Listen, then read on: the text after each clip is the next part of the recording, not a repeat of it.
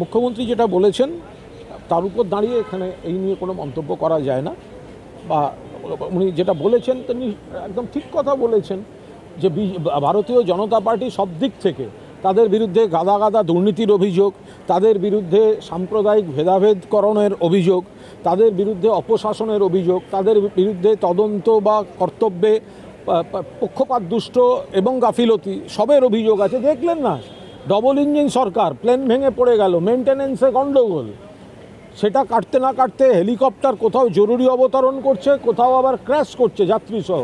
সেটা করতে না করতে মহারাষ্ট্রের পুনেতে নদীর উপর সেতু ভেঙে পড়ল। একই দিনে সন্ধ্যাবেলা মধ্যপ্রদেশে নির্মীয়মান সেতু ভেঙে 6 শ্রমিক জখম হলো। এই তো ডবল ইঞ্জিন সরকারের নমুনা। মুখ্যমন্ত্রী বলেছেন তিনি একজন অভিজ্ঞ রাজনীতিবিদ, কে কোথায় কতটুকু কার দৌড় সেগুলো তো মুখ্যমন্ত্রী জানেন বলেই বলেছেন। কোনো প্রশ্নের মুখে পড়েছে বলে না। কেউ কোনো মামলা করলে স্বভাবতই কোর্ট খুব রুটিনভাবে যার বিরুদ্ধে মামলা বা যাদের দিকে মামলা তাদের তরফের বক্তব্য জানতে চায়। এখন কোনো সময় আপনাদের ভাষায় হয়ে যায় প্রশ্নের মুখে অমুক, আর এটা রুটিন। আমি যদি কারোর বিরুদ্ধে আপনার বিরুদ্ধে মামলা করি, হাইকোর্ট আপনার কাছে বলবে যে আপনার কি বক্তব্য জানান, তার মানে কি আপনি প্রশ্নের মুখে বললেন? আর পহেলগাঁও হত্যাকাণ্ডের 55 দিনের মাথায় পহেলগাঁও হত্যাকাণ্ডের 55 দিন হয়ে গেছে, এখনও তার কোনো ঠিক ঠিকানা নেই। সেখানে 5 দফা প্রশ্ন আমাদের সর্বভারতীয় সাধারণ সম্পাদক অভিষেক বন্দ্যোপাধ্যায় তিনি তুলে ধরেছেন। এক হচ্ছে যে এটা হলো কি করে, এই নেগলিজেন্সটা, মানে এই যে সীমান্ত পার হয়ে এসে মেরে দিয়ে গেল, এটা কি করে সম্ভব? 1, 2 আইবি ইন্টেলিজেন্স ব্যুরো তার শীর্ষ পদে থাকা ব্যক্তিকে 1 বছর আগে এক্সটেনশন দেওয়া হয়েছে। আরে যাদের অ্যাকাউন্টেবিলিটি নিয়ে প্রশ্ন করার কথা তাদের অ্যাওয়ার্ড দেওয়া হচ্ছে।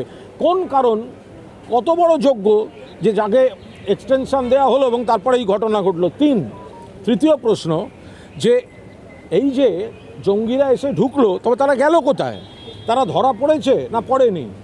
মারা গেছে না মারা যায়নি? পাকিস্তানে ফিরে গেছে না ভারতবর্ষে রয়ে গেছে? এর কোনো উত্তর পাওয়া যায়নি।